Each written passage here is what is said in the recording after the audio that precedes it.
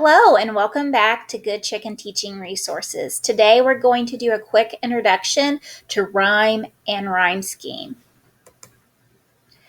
Many of you probably already know that a rhyme is when two words end in the same sound. Examples of this include cat and hat, light and night, dreary and weary. Rhyme scheme is the pattern of rhyme in a poem, and it is determined by the last word in a line.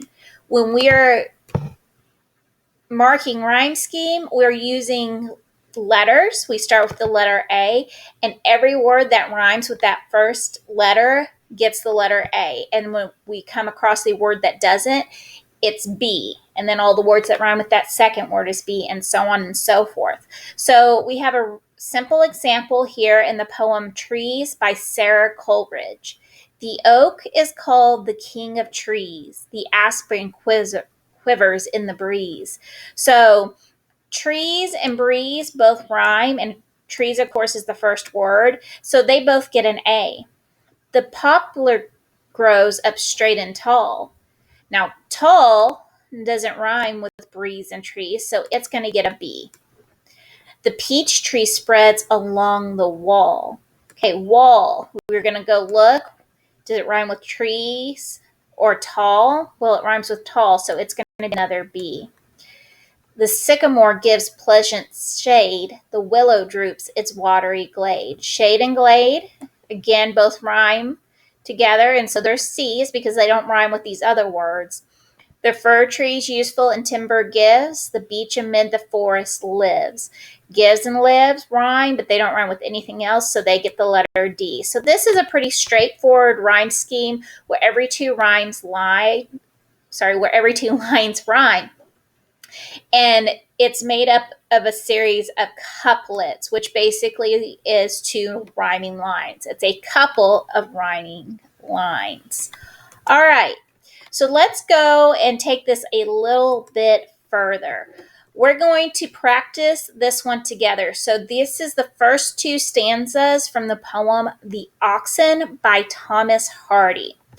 Christmas Eve and 12 of the clock. Well, clock's our first word, so it's going to be an A.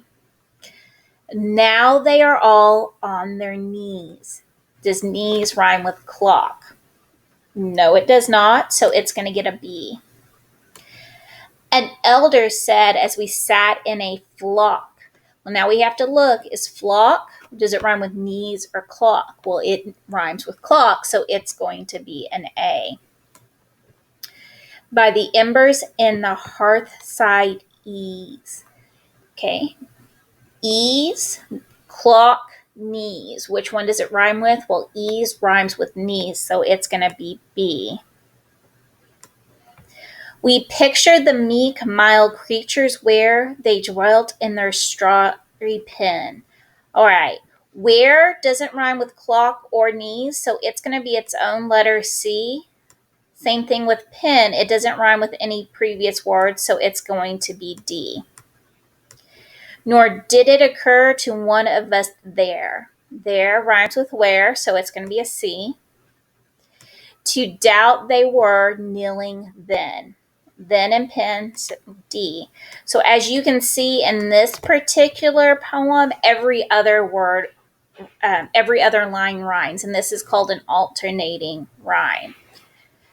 I hope that quick little introduction into rhyme and rhyme scheme was helpful for you. Please like and subscribe. And if you're looking for more resources from us, you can find us at Teacher Pay Teachers, Facebook, Pinterest, or follow our blog at Blogger. Thank you.